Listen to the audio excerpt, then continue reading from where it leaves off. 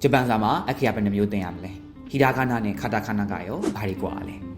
ဟုတ်ကဲ့ပါဒါတွေကိုအသေးစိတ်သိချင်ရင်တော့ဒီဗီဒီယိုလေးကိုအဆုံးထိဆက်ပြီးတော့ကြည့်ရှုပေးကြပါဦးခင်ဗျာအားလုံးမင်္ဂလာပါ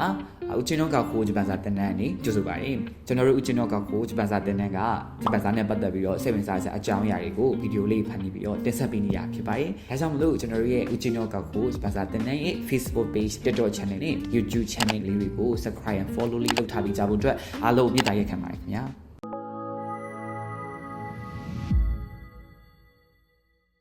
ကဲဒါဆိုရင်သင်ခန်းစာလေးကိုစလိုက်ရအောင်ပါ။ဂျပန်စာမှာအခရာ၃မျိုးသင်ရပါမယ်။အဲ့ဒါတွေကတော့ခန်ဂျီဟီရာဂါနာနဲ့ကာတာခါနာတို့ပဲဖြစ်ပါတယ်။တစ်ခုချင်းကြောင့်ပြန်ရှင်းပြရရင်ခန်ဂျီဆိုတာကတရုတ်အခရာဖြစ်တယ်။တရုတ်အခရာဆိုပေမဲ့လို့ဂျပန်ဘာသာနဲ့ကိုရီးယားဘာသာရဲ့အရေးသားစနစ်မှာလည်းသုံးနေပေါ့နော်။အထူးသဖြင့်တော့ဒီဂျပန်ဘာသာစကားမှာတော့ပို့ပြီးတော့သုံးတယ်။အဲ့တော့ဂျပန်ဘာသာစကားမှာဟီရာဂါနာနဲ့ကာတာခါနာဆိုတဲ့ကိုယ်ပိုင်အခရာတွေရှိတယ်။ဒီရှိရတာနဲ့ဘာကြောင့်ခန်ဂျီတွေကိုပို့သုံးတယ်လဲဆိုရင်စာရေးသားပိုင်းမှာဆိုရင်ကြက်လက်စေဖို့နောက်ပြီးတော့အတန်တူမယ်နောက်အရေးတူမယ်ဒါပေမဲ့လို့အတိတ်ပဲကြတော့ကွဲတဲ့တန်တူချောင်းကွဲဝါတာတွေကိုခေတ်ကြဖို့အတွက်ဒါခန်းကြီးတွေကိုတုံးနေပေါ့နော်အဲ့တော့ပိုင်းကြရင်ကျွန်တော်ခန်းကြီးနဲ့ပတ်သက်ပြီးတော့သိသိရှင်းပြတဲ့ဗီဒီယိုလေးလည်းတင်ပေးပါဦးမယ်အဲ့ကြလို့ရှိရင်လည်းစောင့်မျှော်ပြီးတော့အားပေးကြပါဦးနော်ခန်းကြီးတရုတ်အခရာတွေကိုသုံးနေရင်းနဲ့ပေါ့နော်သူတို့ကိုယ်ပိုင်အခရာတွေကိုလည်းတီထွင်ဖို့အတွက်စူးစမ်းခဲ့ကြတယ်အဲ့တော့အစကဂျပန်ဘာသာစကားမှာဆိုရင်ဒါကိုယ်ပိုင်အခရာဆိုတာမရှိဘူးတရုတ်တွေကတော့အဲ့ချိန်မှာကိုယ်ပိုင်အခရာကိုတီထွင်ပြီးတော့သုံးနေကြတယ်900စုရောက်တဲ့အချိန်မှာဂျပန်တွေကအဲ့တရုတ်အခရာတွေကိုငှားယူပြီးတော့စပြီးသုံးကြတယ်ဒါပေမဲ့သုံးနေရင်းနဲ့ဘာလို့တတိထားမိလဲဆိုတော့တရုတ်အခရာတွေကတဲ့ဂျပန်ဘာသာစကားကိုအပြည့်အဝမဖော်ပြနိုင်ဘူးဆိုပြီးတော့သူတို့ဒါတွေးမိလာကြတယ်တတိထားမိလာကြတယ်အဲ့ဒါကြောင့်မလို့ဂျပန်ဘုံတော်ကြီးကဥဆောင်ပြီးတော့ပေါ့နော်ခန်းကြီးတရုတ်အခရာတွေကိုအခြေခံပြီးတော့ပဲသူတို့ရဲ့ကိုယ်ပိုင်အခရာကိုတီထွင်ဖို့စူးစမ်းခဲ့ကြတယ်။အဲ့မှာတော့အခရာနှစ်ခုကိုတီထွင်လိုက်တယ်။အဲ့ဒါကကျတော့ဟီရာဂါနာနဲ့ကာတာခါနာပေါ့နော်။ဆိုတော့ဒီနှစ်ခုကဘာကွာလဲပေါ့နော်။ဒီနှစ်ခုလုံးကတော့ခန်းကြီးကိုအခြေခံပြီးတော့မှဖန်တီးထားတဲ့အခရာတွေပဲဖြစ်တယ်။ဒါပေမဲ့ဟီရာဂါနာကကျ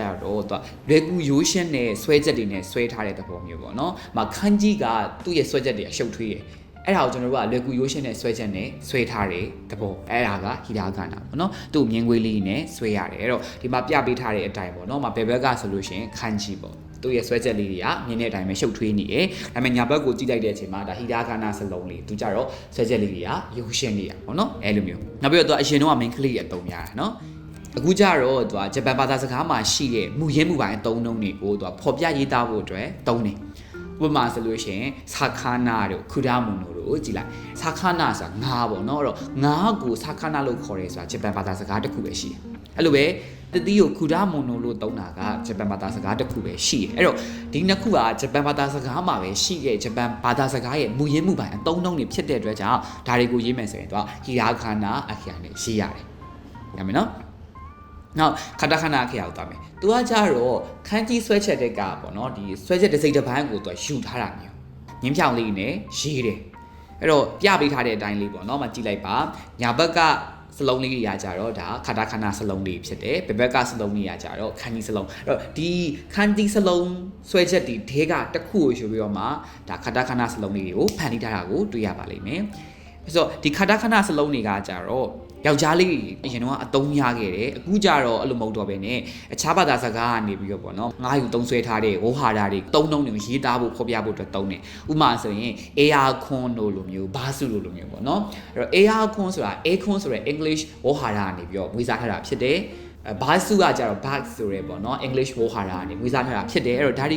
ကဂျပန်ဘာသာစကားမှာအရင်ကရှိနေတဲ့ဝေါ်ဟာတာတွေသုံးနှုံးတွေမဟုတ်ဘူး English ဘာသာစကားကနေပြီးတော့ဝေစားထားတာဖြစ်တဲ့အတွက်ကြောင့်ဒီလိုဝေါ်ဟာတာတွေကိုရေးမယ်ဆိုရင်သူကကာတာခါနာအခရာကိုသုံးပြရတယ်ပေါ့နော်နောက်ပြီးတော့ကျွန်တော်တို့လူနာမည်တွေပေါ့အထူးဖြင့်နိုင်ငံခြားသားနာမည်ကျွန်တော်တို့လူနိုင်ငံခြားသားတွေရဲ့နာမည်ကိုရေးရဲဆိုရင်ကာတာခါနာကိုသုံးတယ်အဲ့တော့ဂျပန်လူမျိုးတွေရဲ့နာမည်ရေးတဲ့အခါမှာလည်းသုံးတာရှိတယ်ဥပမာနာမည်လေးကိုထင်းထင်းသားလေးဖြစ်သွားအောင်လေးပေးစီလိုတဲ့အရာလေးရှိရဲဆိုရင်အိမ်နာလေးမှာကာတာခဏနဲ့ရှိတယ်တိုင်ပင်ရိုက်တဲ့အခါကျွန်တော်တို့မှာဘိုးတင်လိုက်တာရှိမယ်အဒလိုက်လောက်တာရှိမယ်အဲ့လိုပုံစံမျိုးပေါ့အဲ့လိုမျိုးအဒလိုက်လောက်ဆရာမလို့ပဲဘိုးလောက်ဆရာမလို့ပဲနဲ့ဒီစလုံးလေးကအလေးပေးစီလိုတဲ့လေးပေးပြောချင်တယ်ဆိုရင်အိမ်နာမှာကျွန်တော်တို့ကကာတာခဏနဲ့ရေးလိုက်တာမျိုးလည်းရှိတယ်ပေါ့နော်အဲ့တော့ဒါကဟီရာဂါနာနဲ့ကာတာခဏကြားမှာကွာခြားတဲ့အချက်ရင်တော့ယောက်ျားလေးသုံးမိန်းကလေးသုံးဆိုပြီးတော့꿰တယ်အခုကကြတော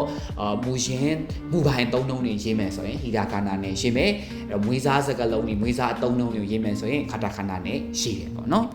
ဒါဆိုရင်တော့ဒီအခရာတွေနဲ့ပတ်သက်ပြီးတော့မှတည်သွားကြမယ်လို့ထင်ပါတယ်အဲ့တော့နောက်ဗီဒီယိုတွေကြာလို့ရှိရင်ဒီထက်ပိုကောင်းတဲ့အကြောင်းအရာတွေကို မျှဝေပေးဖို့အတွက်ကျွန်တော်ပြန်လာခဲ့ပါမယ်အဲ့တော့စောင့်မျှော်ပြီးအားပေးကြပါအောင်ခင်ဗျာကျေးဇူးများတင်ပါတယ်ဒီဗီဒီယိုလေးရပါတော့အားလုံးအတွက်အကျိုးတစုံတရာရှိရဆိုလို့ရှိရင်တော့ like and share လေးလုပ်ပေးကြဖို့လည်းမေတ္တာရက်ခံပါတယ်ခင်ဗျာတတာ